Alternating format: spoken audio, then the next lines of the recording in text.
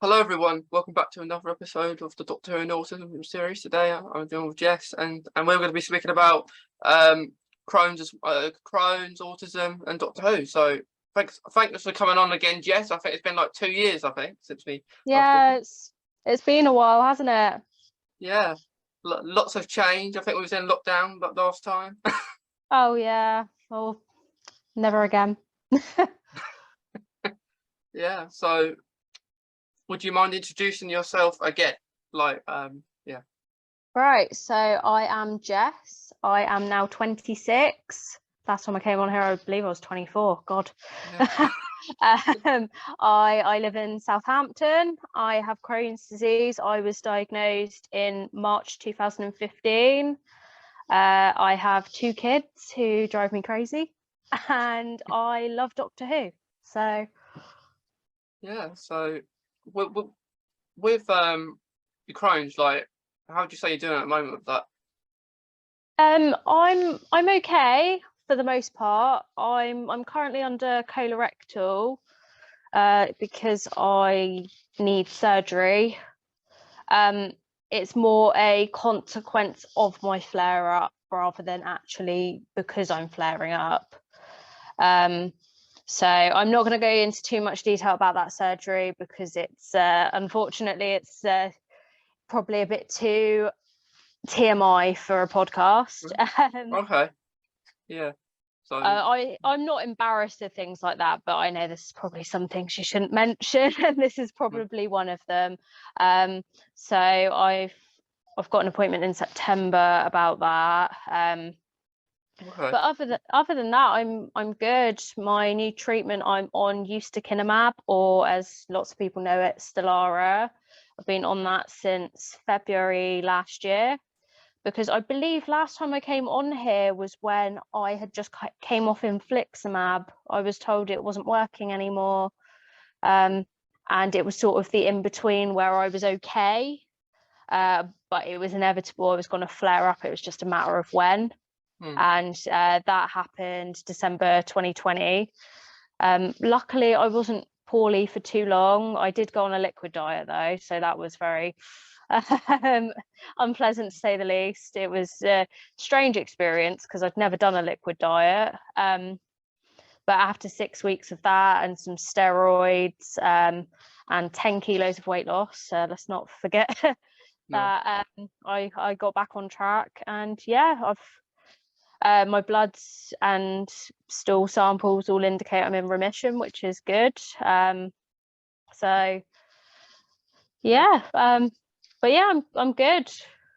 Yeah, it's good that you're doing good and like you're in remission as well, because I think the last time we did speak about the infliximab, and I think we both had reactions to it and stuff. So yeah, because we both kind of parted ways from the infliximab. But yeah, it's good that you're doing better, and I hope everything goes all right in September with like surgery and stuff. Yeah, I hope so too. You know, it's one of those things. I've already had surgery once. I had a right hemicolectomy in 2016, so I'm no stranger to surgery. I'm hoping it won't get that far, but you know, then I'm not under colorectal for no reason. That's, you know, that's the thing, right? Yeah. Oh yeah. So with Doctor Who, so when did you kind of start watching it? Oh, I've been watching it for as long as I can remember. Um, I remember because I'm going to sound like the worst Doctor Who fan in the world. I've never really given the older Doctors a go. Like, I've never given the old series a go, should I say? Old Doctors a go. That sounds very rude. I started watching with Christopher Eccleston at series 1. Yeah. And I watched through until I can't remember what season it was when Peter Capaldi. Yes, that's the one. So from series 1 till then, you know, die-hard fan. But sadly, I haven't watched it with Jodie Whittaker. So little bit behind. Hoping I'll catch up one day, especially because I'm really, really, really looking forward to the new Doctor. I'm a sex education fan, so I think he has the flair to be the Doctor. But I've been watching it since I can remember. Like, I must have been probably about 7 or 8 when I first started watching it. I actually remember being at my auntie's house. She lived in Yeovil, and I turned the TV on, and it was series 2, and I can't remember what number it was, but it was when they were oh God, why is it when getting the words together, why is that a problem? I could talk fine before we were recording. It was the one where they are on the planet that orbits the black hole. Oh yeah, I know what one you mean. Yeah, Satan's Pit or something Yeah, like yeah, that. that's it. I very distinctly remember the guy. I'm pretty sure his name was Toby, the one in the blue shirt. Yeah. It was the part of the episode where the devil was talking to him, and he picked up the mirror and looked at himself, and he had red eyes, and he was covered in obviously all those markings that the TARDIS couldn't translate. And I was just like, oh, I was so scared. Like, Yeah, that was. Yeah, and then when all the you'd like speak at the same time as well. yeah, it was very creepy. Like, I must admit, there's been times with Doctor Who, like, I've been like, oh my God, like, that's quite scary. Like, even now, that episode sat with me, because every now and again I can just hear in the back of my mind, Toby. And it just, like, I don't know why. I've obviously Yeah, watched it too early in life. yeah. Like I remember the part. I think it would have been in that episode where like the commander. I forgot his name, but the commander will be like to I think to the man called Jefferson who Yeah. who was down there. He was like he was there in the command center on his own reporting, and he was like someone reported and no one was reporting to him, and that bit was quite funny. Although the episode was pretty scary. Yeah, like, as the first episode was obviously, quite scary, whereas the second one was more, them figuring things out, right? Although the cliffhanger it did end on between was a bit like, oh my gosh. But yeah, it was interesting because, it was about the devil, and it's very hard to interpret the devil because, it's whether the devil exists, we will all never know. But I think they did it really well. Yeah. Because it was all about mind games and trying to get in your head, and it worked. Yeah. Because the characters, you could tell they were scared. You could tell their fears. The devil was using their fears. Like, I just feel like it was a really solid 2 episodes. Yeah. I do like those kind of episodes when they have 2-parters. Yes, but the wait in the week for the next episode, that was always painful, wasn't it? Yeah. Yeah. And yeah, that was the pain of it, and then sometimes I think in series 3 when like you had the sounds of the drum episodes and the Utopia episode, the Master, and that was like 3, like Yeah. on the top of 3 episodes, and I do like them, but it's nice storylines kind of finish in like that in with the 2 episodes or 3.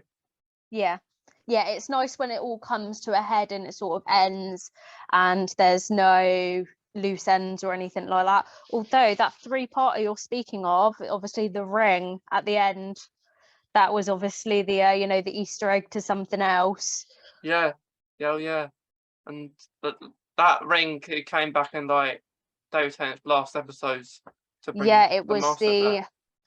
the end of time, part Yeah, 1. yeah, and they kind of resurrected the Master, didn't they, with that ring, Yeah. which is pretty cool. It like the Master is like that scene when he did die though, in like I think the last one of the Time Lords, and David Tennant was like 10th Doctor was really sad about it, and then he comes back. Yeah, because well, the thing was obviously the Master knew what he was doing. He knew about the ring, right? But the fact that like, because obviously their relationship ran a lot deeper, as we learned during the I can't remember what they're called, the episodes with the Cybermen even, with Missy, and you know the ones I'm talking about. Yeah. Yeah, obviously that's when we find out how deep their friendship runs, right? Because Missy tries to gift him an army. Like, who would do that? Who would gift someone an army if they didn't care? But back to series 3, like, you can sort of understand their friendship does run deep, but you don't really get much of an understanding of how deep until all those series is later. Yeah, it was good, and like, of course, we didn't really know who the like. I didn't watch the old Who either, like the old Doctor Who's. So I didn't know who the Master was either. So I'm watching this. I look, the Master's here. We kind of learn of him, and then like you say, when like Peter Capaldi with Missy and that, you kind of learn who the Master Missy is. Yeah. Yeah, but I think with it, like I would like, well, like you said about Ncuit Gatwa, like he was it's gonna be really exciting to see what he does as a Doctor. Yeah, I think he'll bring something. I have a feeling he's going to be a little bit like Matt Smith. Yeah. He had quite a loud personality when it came to being the Doctor, and it was good. It was funny, and I think he'll have a bit of that after seeing his kind of acting style already. He's funny, he can be serious, and he's also very like, I don't know what the word is. He's just very like flamboyant, I guess. Like, he's really just, you can tell he's a vibrant person. Yeah, he like I can see it. Like he's gonna be really funny at times, and then his serious side it could come into it. It's gonna be interesting to see what he does though. He's gonna I look forward to when he comes on. Yeah, me too. Still a while though. Yeah, it's still a while. Like, it's gonna be interesting to see what happens, because like I feel like he's got some of Matt Smith in him, and he's also got, I think, a little bit of David Tennant in him, like as well, like maybe with his more serious side, because I think David Tennant Doctor was more serious than Matt Smith's. Even though Matt Smith's Doctor, it can be serious, but I just feel maybe the side of seriousness he'll get is from the 10th Doctor, and the more jokey side will be off the 11th. Yeah, so it'll be I think it'll be a nice mixture, especially because in the Day of the Doctor, obviously that's the first time you see 10 and 11 together, and how their personalities sort of vibe off each other. So I feel like maybe that gives us a little taste of what he'll be like. Maybe, I don't know, it's hard, isn't it, because it's all speculation right now, but from all the Doctor Who knowledge I think we have, hopefully, with what we know. Yeah, you never know though in acting, because they could be completely different to what they are in like in another program. Well, yeah, that's the thing with acting, right? You never get the same person twice, right? Yeah, so the way he is in Sex Education, like they may want him to be maybe a darker Doctor, maybe not any humour at all, which would be just a bit disappointing. But but I am interested to see what he picked, that like he wears as a Doctor, like his clothes. I've already heard a rumor that it's going to be colourful. I don't know where from. I can't remember, but I did hear that it was going to be, quite vibrant. I can imagine it would be like, even if there weren't rumours around, I would think it would be colourful. Yeah. Like, I think that'd be a bit similar although I know we haven't watched it, but like similar to what Conan Baker wore as a Doctor, he wore kind of a colourful pattern. Yeah. I think it will be similar to that. Not sure he wore a scarf. Who knows? Well, scarf's just been done, right? So I Maybe. can't see that. No, I'm not sure. Like it's got. I think it'd be colourful, but yeah, it could be interesting to see what his sonic screwdriver he has as well. Yeah, because this is the thing. I can't remember it changing between series 1 and series 4. It wasn't until series 5 when Matt Smith gets his new screwdriver, because obviously his screwdriver is buggered.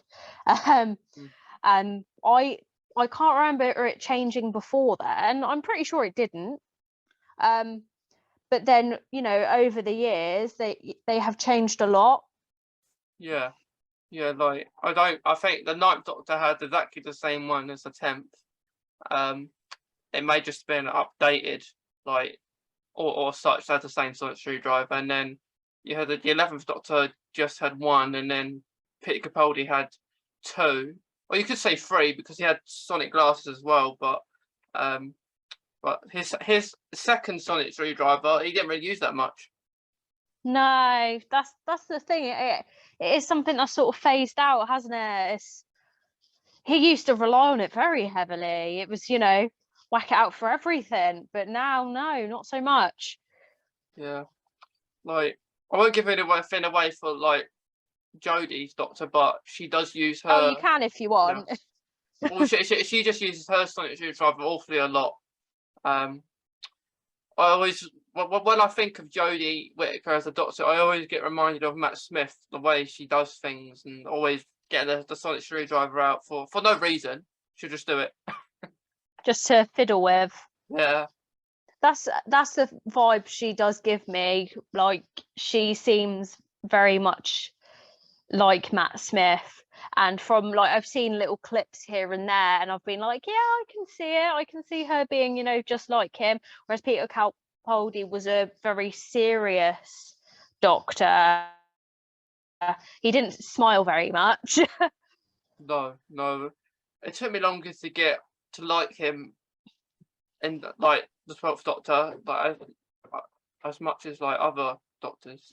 Yeah, he was a bit harder to digest, wasn't he? It was, you had to sort of get used to his level of seriousness, and some of us thought, oh, maybe after a few episodes he'll start to mellow out a little bit, and this is just the regeneration sort of anger, because Matt Smith was chilled as anything when he knew he was regenerating, unlike previous regenerations who were like, I don't want to go.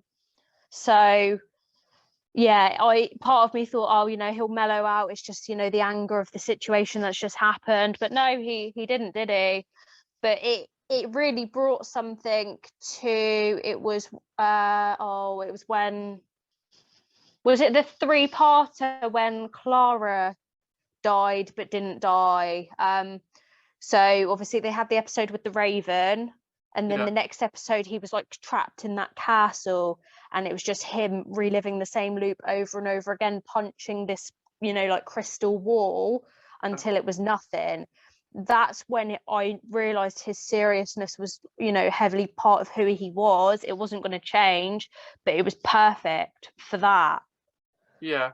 So it was his personality traits, it was all sort of leading up to that, and I was like, okay, like it's taken me a while to get used to you, but now I like you because your acting style, this is exactly what this series needed, what it was leading up to. Yeah, I did like I always say his last series was the best he'd done. Like I didn't like his first series. It was okay, like towards the end, I think, but he started to pick up then. Yeah, like from the end, it was good. Like with that Cyberman, like when Missy gave him the Cyberman army, they had an odd good few episodes. there and there. But yeah, it was his speech when he left was actually pretty good. I did like the speech that he's good. He's very good with his speech, and I'll say that the 12th Doctor. Yeah, you can feel like the power behind his words. Like you feel something. Yeah, like Matt Smith had a good few speeches too. Oh, he's my favorite. Everything he says is music to my ears. Yeah. He's your favourite Doctor, would you say, Matt Smith? Yeah, Matt Smith. Yeah, definitely. Yeah. He's done well since he left Doctor Who, though, like with other things. Yeah, he has. Same with Karen. I can't remember her last name. Amy. Yeah. Yeah, she's gone into Marvel, hasn't she? Yeah, and she's smashing it. Yeah. And then like Peter Capaldi, I think he went into a couple things. He's been in a couple of things afterwards as well. David Tennant's definitely have. He's been a lot. Oh yeah, David. The thing is, David Tennant has always been very talented. He can do serious, he can do funny. Like he's a pretty good all-round actor. Whereas Peter Capaldi, I've not really seen him in anything else. I remember in series 4, The Fires of Pompeii. Obviously, that's the first time we see him in Doctor Who. But obviously that's just for the one episode. And then obviously he comes back as the Doctor. But other than that, I've not actually seen him in anything else. I haven't either, but I know he's been in. I think that they remade the Suicide Squad. I think he was in that. Oh really? Yeah, but I haven't watched it. But yeah, like he's been in a few other things. I think his character in the Suicide Squad, he shaved all his hair off as well for that part. But yeah, I think that's what Karen did as well for her part of Marvel. But yeah, it's good that like because Shooty has only I haven't known him in much else. I think he's recorded to go at the show Barbie or something for next year. But it's good that like when they cast a new Doctor that they're not that popular at the start. Yeah, I've found that like David Tennant wasn't, unknown before being the Doctor, but he wasn't as big. Matt Smith, I'd never heard of him. Obviously, Peter Capaldi, I'd only seen him just that one time. Maybe that's just me. Christopher Eccleston, I didn't know him at all before Doctor Who, but again, I was pretty young. But yeah, like Jodie Whittaker, it's funny because although I've not watched any of her being the Doctor, I watched Black Mirror, and she's in one of the episodes. Oh, is she? Yeah, and I watched it and I was like, I don't know if I could watch you as the Doctor now, because obviously it was a very adult program. Yeah. And I was like, oh, okay. It's strange to see her like that when I've just seen her in a bright coloured scarf, just being goofy. Yeah. Like before I watched Doctor Who with Jodie, I did watch a series that she was in as well. She was in a series called Trust Me, and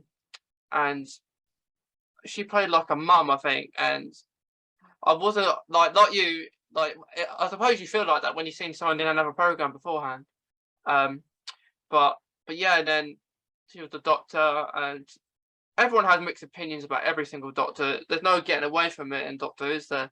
Oh no, there's not. There's always going to be something to say, like, because every time they come out and say, there's going to be a new Doctor, he's going to regenerate or she's going to regenerate. It's the whole, are they going to be ginger? Are they going to be black? Are they going to be this? Are they going to be that? Like every year it's well, not every year, but every time it's the same cycle of questions. And I have noticed over the years, you know, they've done them all now, I think, other than Ginger. I really want there to be a ginger doctor. The amount of doctors who, you know, pull their hair like, oh, I'm not ginger. Like, why haven't they done it yet? They've done everything else now. Yeah, they always keep saying I'm not ginger all the time. Ever since David Tennant, he said I'm not ginger, and then yeah, of course Matt Smith said it as well, and but yeah, it's something that I want too, like just be ginger or something. I don't. Who knows that Ncuit Gatwa might get asked, dye your hair ginger. Oh, that would be interesting. I think he'd be up for that as well. Yeah, yeah, it would be good. Like I've watched a couple of interviews with him in it, like being cast as the Doctor, and he was like the last one to audition as well. So it's interesting because like Russell T Davies has come back as well, so he's it's gonna be interesting what they do, like with like the series is like for the 60th too as well. That's gonna be that's gonna be exciting. See, I'm looking forward to it, especially because obviously David Tennant's going to be back, and so is Catherine Tate, because I've missed her. I was a massive fan of hers, and it's such a shame she only got, you know, the one series, because obviously Billie Piper, she had two, didn't she? Yeah. I can't remember the name of who plays Martha, but she obviously got the one. Donna only got the one, and then Amy and Rory, well, they were in it for the long haul, and so was Clara. Bill, she wasn't in it for long. Was she? It was No, one. no, Was it one? not even that. I don't think. No, she didn't. She didn't have a long road, and she became a what's it called, Cyberman, didn't she? She Yeah, but if you think about it, like out of all, I'd say out of New Who, no one's really died. Like they look like they have, like Bill, for example. Like she became a Cyberman, but she went off with that water person at the end, and like with Amy and Rory, like they did die, but there's always a way that they're not dead, because it was a 50-50 chance. Like they could be together now, which would lead up quite well if they wanted to do an episode with Amy and Rory and the 11th Doctor and the 60th. And like you've got Donna. That was the most sad one for me as well. Like because she lost her own memories. yeah, it was horrible, because she was so determined to find him, and she did after all that, and to have that all taken away, it was cruel. Whereas with Amy and Rory, I feel like they had a really good solid ending, albeit Yeah, very, very sad, because, you know, like I'd still get teary now. But it was, you know, it was a good ending. And as the Doctor said, he can't go back to New York, you know, because of all the damage. So I feel like leaving Amy and Rory where they were is a really good ending. Same as they'd be crazy, which I don't think they plan to, but if they brought back River Song after they gave her the ending she was supposed to have, that would be very like, what are you doing? yeah, they Like can't do that.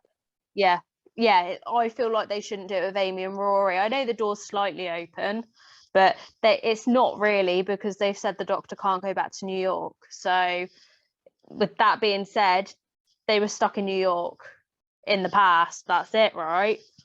Yeah, it's gonna be interesting, like because like David Tennant and Catherine Tate are back, I think, for 3 specials. Because what I think will happen with the 60th, I think it's gonna be like a yearly thing, like it's gonna happen out the majority of 2023, leading up to November, for when, of course, it is the actual month of the 60th when it aired. And I think it's going to be like a race kind of to find Ncuit Gatwa's Doctor. Because I don't feel he'll come there straight away, because it is a bit much for him as well, because the 60th anniversary is a bit like much for him to come in straight away with the 60th and all. Yeah, it's I like how they did it with the 50th, how it didn't happen that episode, it happened the next 60th anniversary, especially with everything they're doing with David Tennant and Catherine Tate and Bernard Cribbins. Yeah. I hope they did all the filming they possibly could with him, because you know that episode needs to be dedicated to him, because if that's the thing, if they didn't do enough filming with him, they could cut him out.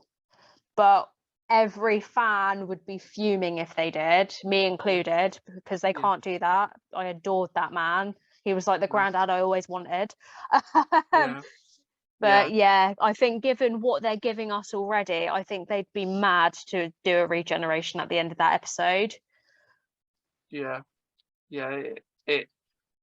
It's something that like with Bernard Cribbins, like it is like that they have to include, like, we know he's been there filming with like David Tennant and stuff, so like I think he was there for a few days as well, so I think there should be enough for him to be included. I hope so, because the thing is, you know, although he wasn't in Doctor Who very much, he became a very solid, loved character for everyone, because he was just a sweet old man. Like, you know, what's not to love about that? But yeah, I hope he's going to still be in it, but like, without sounding mean or heartless, because I tend to come out with what I'm thinking before I actually think, oh, this could be mean. But like, he was 93. It might have been a little bit too optimistic to think, he could be in it. Do you know what I mean? Like, I think absolutely he should be in it. That's not what I'm getting at. I'm just saying, he was very old, so you wouldn't have thought he would have been back. Like, I thought he wouldn't have come back. I was really shocked when I saw him like on the set, because like you say, he's 93. Like, yeah, credit to him. You don't expect it, do you? No, no. It's good to see him there though. Like, do a few scenes. He should have been enjoying a cup of tea at home, not filming scenes. Bless his heart. Yeah, I think because he loved Doctor Who that much, I think it was his choice. Like, he wanted to be back on Doctor Who. He loved it. He was really sad at the end of time. He was sad that he was going to be leaving with David Tennant, and then to get the chance to work with him again. I think he thought, why not? Like, what I got to lose. I'm sure he jumped at the opportunity. He's always been that kind of actor. Yeah, he doesn't look 93 either. No, see, I didn't know how old he was until when I found out he was going to be in the 60th anniversary. I was, oh my god, like, how old is he now? And I googled it, and I was like, what? Like, what's he doing? Is he crazy? Like, are you going to retire? Yeah, right. I'm sure he was retired, but maybe he came out of it. Yeah. It's gonna be. I hope they include flashbacks though within the 60th. It's something that I'd like to see, like flashback to series 4, for example, possibly, if they do it like that. See, I liked it was the end of series 4, with Davros, when they did that little scene where the Doctor saw all the people he lost, because obviously Davros got him thinking, and then you just saw all the people he'd lost, all the people who died, and it made you think. Yeah, like. Whereas New Who's not that heavy anymore, is it? No, like it would be nice, like, even if the Doctor, like, I don't know if they can show his death, like maybe his character died, like he did his scenes, but like Wilfred, like the character Wilfred Mott, and then he died, and maybe somehow they can do something in Doctor Who in the 60th, maybe at the end of one of David Tennant's specials, where he had a funeral and everything, and they went to his grave and kind of mourned him like the Doctor would, maybe. That would be nice in tribute, but unfortunately it can't always work how you'd like it to. Like, in theory it sounds like a lovely idea, but I'm sure it's all written and there's no way they could add a little something like that in, although it would be, you know, lovely. Yeah. But I get what you're saying. It's like, in completely off topic, but in Glee, I don't know if you ever watched Glee, but when there was a guy in it who sadly died, it was the guy who played Finn, and rather than writing him out, they killed off his character too. You didn't see anything, but they obviously did episodes in his tribute and said, you know, Finn's died. They sort of did it like that instead. What I think what is more likely to happen is, like, at the end of the episode, when we've watched the episode, like at the end they'll say in memory of Bernard Cribbins or something like that. Oh, I'm certain they'll do that. If they don't, they'd be crazy. Yeah, I'm sure that will happen. Like we'll see the scenes that he was in. Not many, I imagine. Maybe just speaking like to Donna or something when she goes off with the Doctor again, or something like that. Yeah, see, I'm curious to see how this is going to work, because if Donna remembers anything, her mind is meant to burn up, and she had that, you know, that safety mechanism in place for the end of time, didn't she, where, you know, she just passed out. But that's the only safety mechanism she had, you know. The Doctor made sure she had that just in case, right? And thank God. But now, how is it going to work? Is it going to be like, you know, something that would have been in series 4, or but how would that work? Because Jodie Whittaker is supposed to regenerate back into David Tennant, or does that happen, you know? But if anyone's going to regenerate again, it's going to be David Tennant. He already, you know, regenerated twice. Yeah, if he does regenerate, I will probably go crazy at the TV because David Tennant is my favourite Doctor. Like yours is Matt. Like I love Matt too. They're my like top 2 Doctors. But the thing is, I can see David Tennant regenerating next, and then but it's not what we think. I just don't think it's not going to be the 10th Doctor. Like it will be the next Doctor on maybe, but not the 10th Doctor.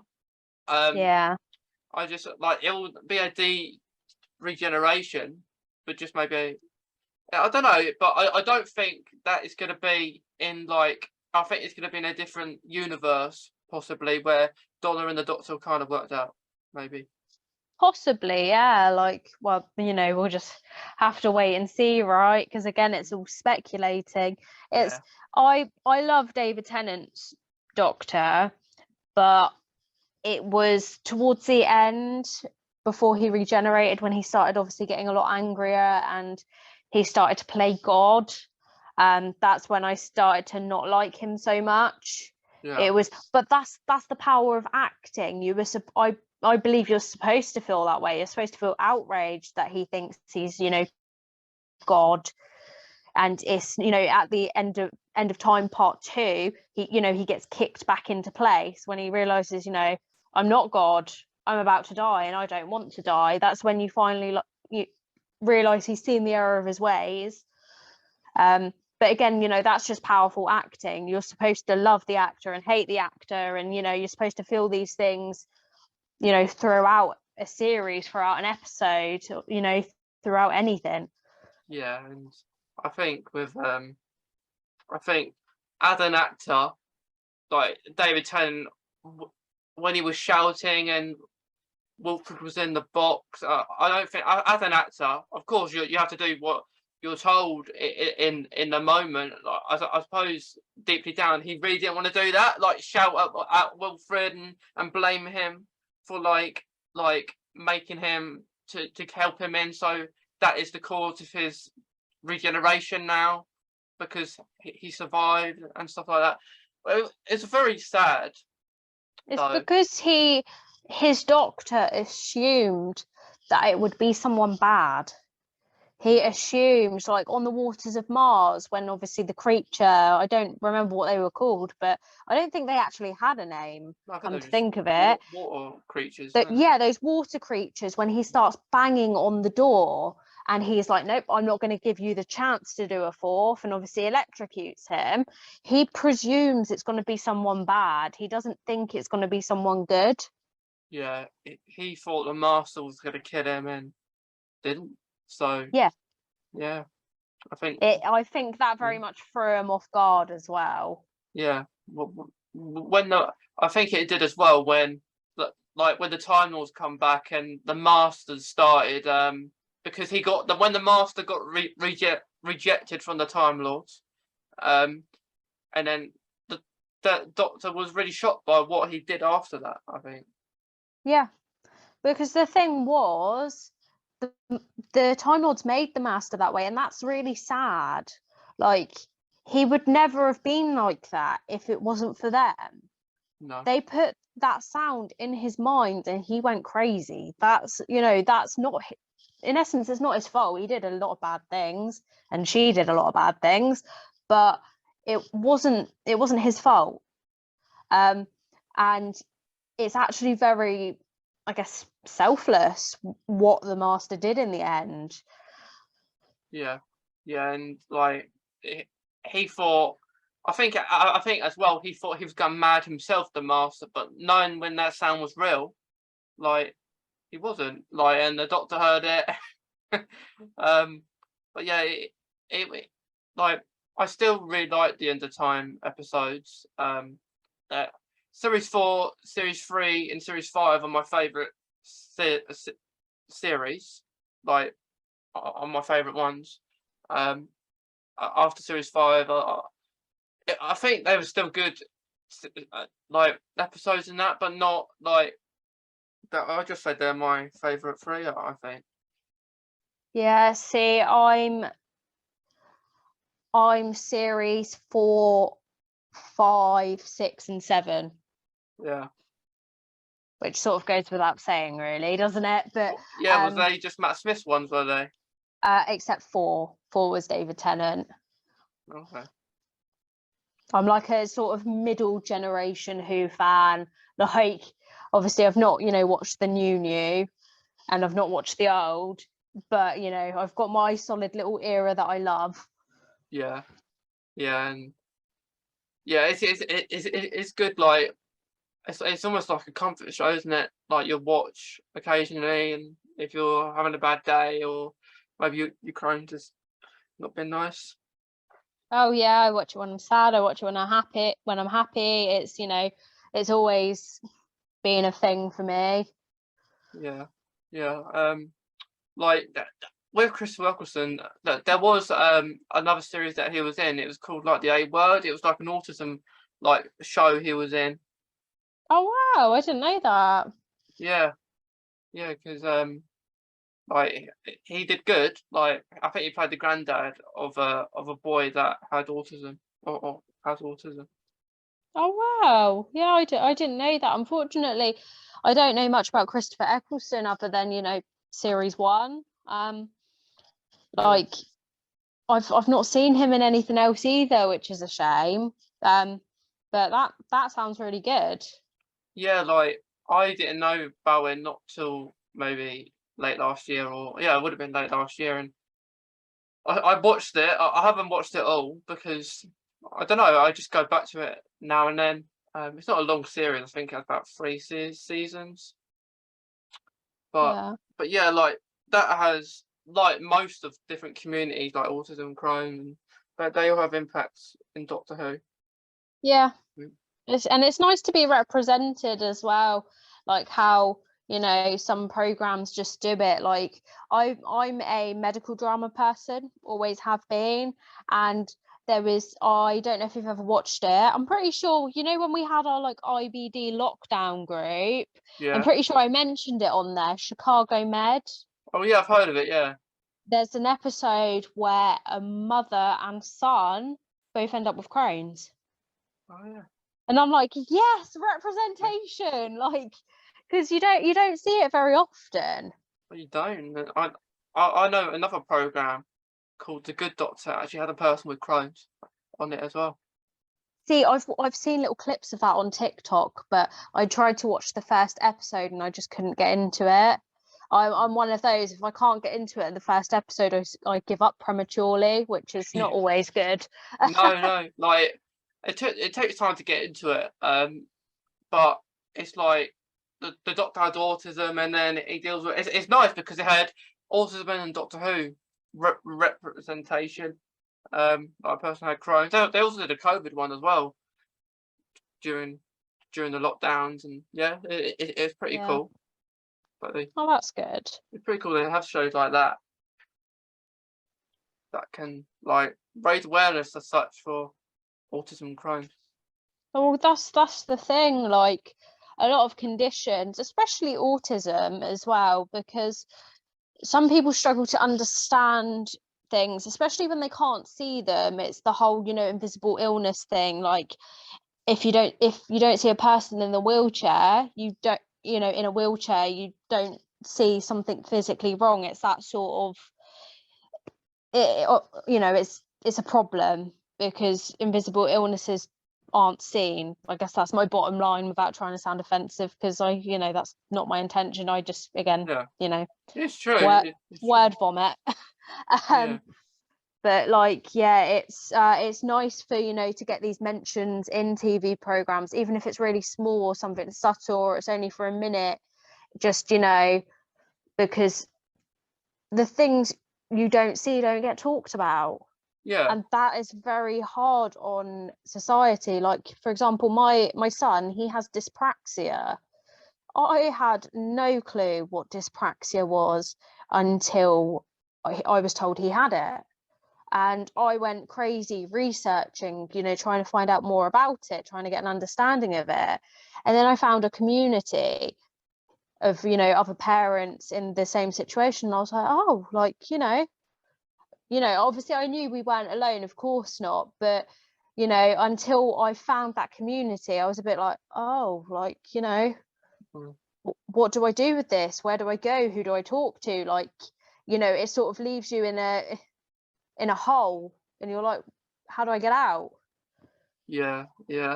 I've spoke to a few people that do have dyspraxia, and I found out about it because of Doctor Who, actually, because they did a storyline about a person that had dyspraxia, and they had to be really careful about these things, I think, TV programs, because if they don't do it right, people can easily get offended by it if they have it themselves.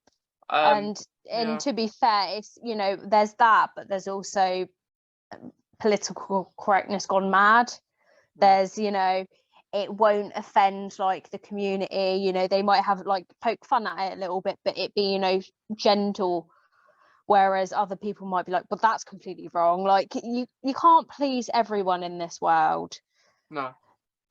And the problem is, it's about getting that balance, and it's very hard to get that balance. Yeah, I think they, with the storyline they did around it, I think they could have done it a bit more. It sounds like it went pretty quick, and like it's all about, I think, a companion who couldn't ride a bike, and they eventually did ride a bike, but they didn't really explain much around it.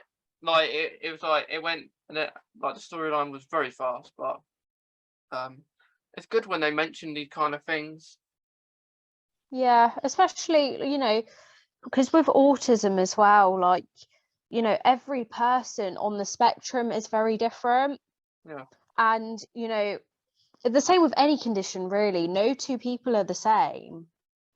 So what one person may struggle with, the other person might thrive at, but they have another difficulty that the other person doesn't. It's it's not just one thing, it's a whole collection. That's obviously why there's a spectrum, and everyone's on it some way or another, and that makes everyone different, but that makes it hard to unite with people as well, because one person with autism may struggle very much socially, for example. I know that's quite a common one. Whereas another might be, you know, a social butterfly, but then, you know, it's hard, isn't it? Yeah, it is hard because I think quite a lot. I know very few people that have autism and Crohn's both, and like they are very relatable. Like you'll find maybe so some people with autism will have maybe chronic pain or some such, or they find out that, and it is like with autism, it's really confused for some people because other people who don't understand, they may think it's an illness when it's not, and Crohn's is and autism isn't. That's the different things about the two. But like with Crohn's and autism, the same things about them is that no one can see. It's always based on appearance, isn't it? Like what you look like. Yeah, it's like when I was, you know, it was a very silly mistake for me to make, but I was young and, you know, I was a bit ignorant to it and I didn't understand. I think I was about 18 at the time. My friend had a little boy who had cystic fibrosis. I had no clue what cystic fibrosis was. Like, you know, pardon my ignorance, obviously I do know what it is now. But we went to see him and I said, oh, you know, it doesn't look like there's anything wrong with him. And she was like, yeah, because you can't see it. And I was like, you know, at the time I was like, I'm so sorry, like that was really stupid. But, you know, I'm not the first person to do that and I will not be the last, because when you can't see, there's always that lack of understanding. Yeah, it's like it's not bad that people do that, but it's just like everyone makes mistakes. Like there's no person in the world that won't like make a mistake, but like that's how you learn things, though, isn't it? Like you say something like that, and then they correct you, and then you learn more about what's going on. Yeah, exactly. And like the thing is, you know, you learn about these things by, you know, having friends with these things, or, you know, and having children with these things. Like until, you know, until you're around it or you see someone with it, often, you know, you might not have the understanding or struggle to get the understanding. I'm very much one of these people. I struggle to imagine. So until something's happening, I don't necessarily understand, or I can't, you know, visualize it. And you know, that's always been my biggest downfall, because someone might say, oh, this person has this, and I'm like, but what is it? Like, and I'll research it and I'm like, but I still don't understand. It's until, you know, you gain a relationship with someone with something, and then you're like, oh, like, okay, you know, you see how it affects them, or, you know, you just get an understanding of the person and how they cope, and you're like, oh, I get it now. I'm sure there's plenty of people who are like that. I guess it's my way of learning. You know, we all have our different ways. You know, some of us are pen to paper people, some of us are visual, some of us are doing. Yeah, like you said before, Jess, that you thought that you might have autism yourself. Like I'm, you know, I'm not sure if I do. I do believe I could be on the spectrum. Like I notice I handle things very differently to other people, and I cope with things very differently. I'm definitely open to the possibility of it, but at the same time, I'm in a place in my life now where if I were to go get tested and be diagnosed, it would be of no benefit to my life. You know, I'm happy with how I manage in life. I'm happy with how I do things. Although I can be pretty quirky, and my partner thinks I'm a complete weirdo most of the time. You know, I have my life, I have my kids, and knowing wouldn't change anything I do.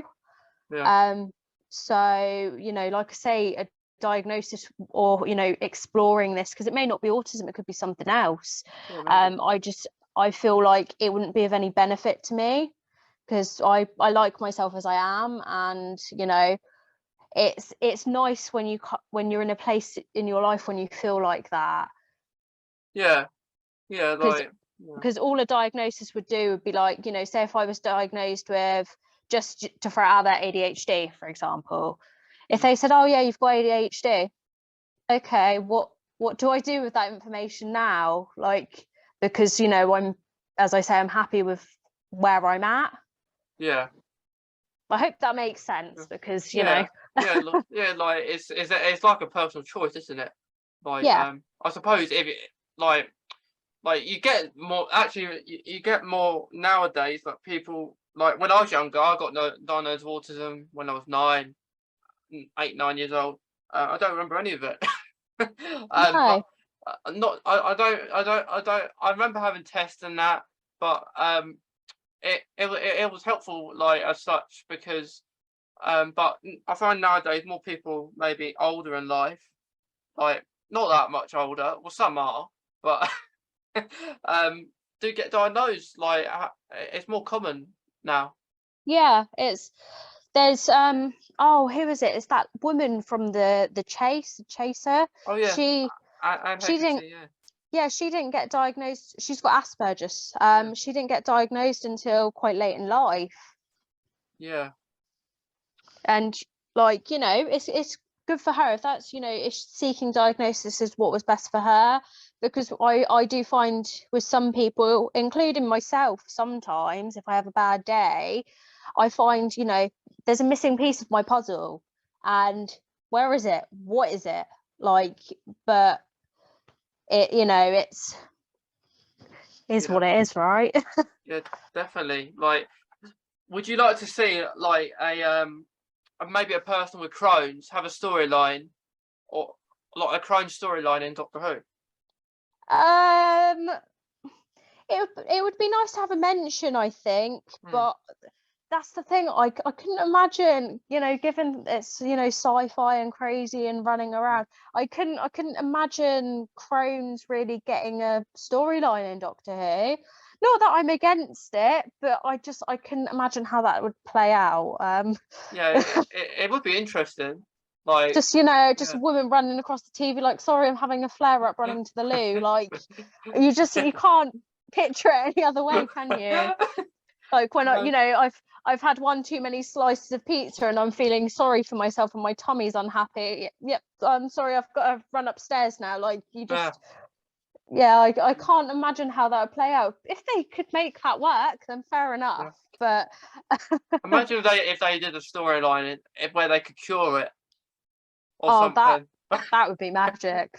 That Yeah, but then again, like, I say this now very loosely because again, I don't want to offend anyone, yeah, but because I'm well at the moment, I've got to do my Stelara injections every 8 weeks, and that's it. yeah, They send me blood forms and tell me to go for bloods. I think it's every 6 months. So, but I've had all those blood tests late because COVID. But like, jabbing myself every 8 weeks isn't inconvenient. no, It's, I just get it out the fridge and just do it. Like, it's not hard on me right now. There's been times where it's been so difficult and so hard, but right now it's not. yeah, yeah. Like, what I don't know if the last time I spoke I was on Hemira, but I might have said that. But yeah, I'm still taking like Hemira every 2 weeks. I'm unsure if I'm due it this week. I have to check 'cause I forgot. That's what I'm like. I forget which Yeah, side I've done, or yeah, it's mental, isn't it? yeah. It's pretty crazy. Like to remember, and we said this during this, like forgetting what we're saying and like brain fog and stuff like that. Oh Yeah, yeah, I'm the worst for brain fog. It's something I've suffered with for a very long time. I've found since prior to diagnosis, when I started to get the first flare up and started suffering from the fatigue, then that's when the fatigue hit me the hardest, because before then all I used to do is work and sleep. Like, I didn't have children at the time, so it was just work, sleep, work, sleep. I was fine in that pattern, and I may have been sleeping for 13 hours, but I was getting enough sleep. um Whereas, since actual diagnosis and the fatigue, then it came with brain fog, and it has never gone away. I have said some of the most stupid stuff in my life in most recent years because of brain fog. Yeah. I completely agree, Jess, because brain fog is not nice. No, it's not. No. Like, and the annoying thing is, obviously, everyone who knows me has, got used to how I am, but at times I can just be saying something and it's coming out not making any sense at all.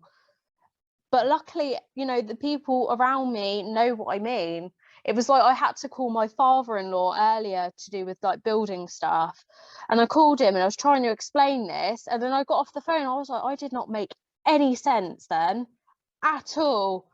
Because it's just words coming out. Yeah, definitely. Well, but before we finish, would you like to say like your quote that you relate to, or like, Don't be lasagna. don't be lasagna? Hmm. Why do you like that quote? Because it's very me. It's honestly like, Yeah. if I didn't have kids, I would literally be lasagna. I would just, I would just be there and I wouldn't Okay. be doing much. Yeah. Well, I've never. I've maybe tried lasagna once, but I don't know. So don't be lasagna. Is it Yeah. don't like lasagna or don't be lasagna? Don't be, Don't be lasagna. Oh, because okay. that's just me, full of fatigue, always tired.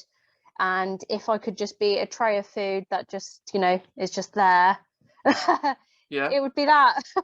Okay. Is there any quote from Doctor Who that you like as It's well? also it's Oh, also don't be lasagna. oh, is that in Doctor Who as well? Yeah, it's both my life quote and my Doctor Who quote. Okay. Right, that's really interesting. But the Doctor Who variation of it is more of a you'll what is it? They get in this pod thing and someone asks, "Oh, what happens if I don't do that?" And he just says, microwave lasagna exploding, like something like that. And ever Okay. since then I've been like, but I've sort of adapted it to life because, when you're always tired. Yeah. Yeah. I can relate to that too because Yeah. we're always tired, aren't we? Oh yeah. Yeah. Well, thanks for that, Jess. It's been great to talk to you again. Um, about like Doctor Who, Crohn's, autism, all that lovely stuff. Yeah. Yeah. I hope you enjoyed it. Yeah, it's been good. Thank you. Thank you.